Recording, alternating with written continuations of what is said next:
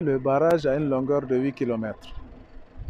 C'est du mont Uruba à 8 km au nord-est. Une partie en béton et les deux parties côté rive gauche et côté rive droite en terre. Et donc, ce qui veut dire que en réalisant le barrage, tous les villages qui sont actuellement situés sur le fleuve, vous savez que la majorité des villages sont situés aux encablures du fleuve. Donc tous ces villages-là vont être déplacés. Ça fait 24 villages, 23 villages plus la ville d'Aéro. Ils vont être déplacés pour être réinstallés à quelques 3 à 6 km à l'axe actuel du fleuve.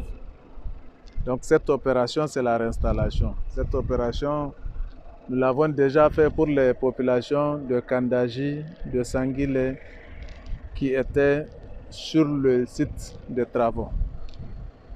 Et nous allons bientôt démarrer l'opération de déplacement des populations des autres villages qui seront impactés par le lac du barrage. Et pour cela, c'est ce que nous appelons le plan d'action de réinstallation de la phase 2. Pour cela, nous sommes en train de mobiliser un consultant international qui va assister l'agence du barrage de Kandaji dans la mise en œuvre de ce processus. La réalisation du barrage va tellement impacter les populations que leur mode de vie vont changer pratiquement. Leur mode de vie vont changer parce que les villages de réinstallation que nous allons produire seront des villages modernes en termes d'habitat, en termes d'urbanisme, en termes de conditions de vie, parce que l'habitat ne sera plus un habitat précaire comme on le connaît. Et les conditions d'urbanisme seront respectées. Ce seraient des quartiers et des villages urbanisés avec voirie, eau, assainissement, électricité et réseaux divers.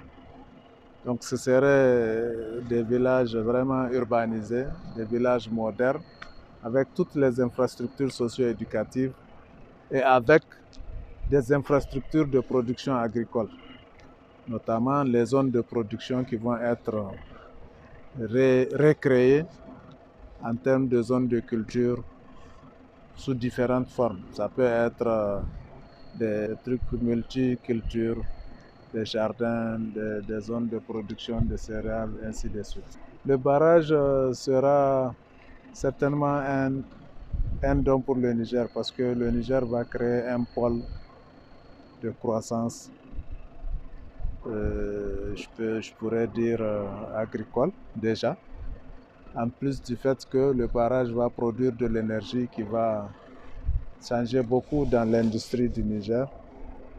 Et puis, il y aura beaucoup de transformations socio-économiques. Le président de la République, son Excellence Mohamed Bazoum, vient de lancer les travaux de construction de la ligne haute tension double terme de transport d'énergie de Kandaji jusqu'à Niamey. C'est une ligne électrique qui fait 180 km et qui va transporter toute l'énergie produite à Kandaji pour l'amener au site d'interconnexion qui est Gorubanda à Niamey pour pouvoir être dispatché et alimenter toutes les zones de production ou les zones qui en ont besoin dans le Niger. Voilà, donc effectivement, c'est un sous-projet du programme Kandaji qui est très important aussi et qui est en cours. L'entreprise et le bureau d'études sont mobilisés, ils sont à pied d'œuvre pour les travaux.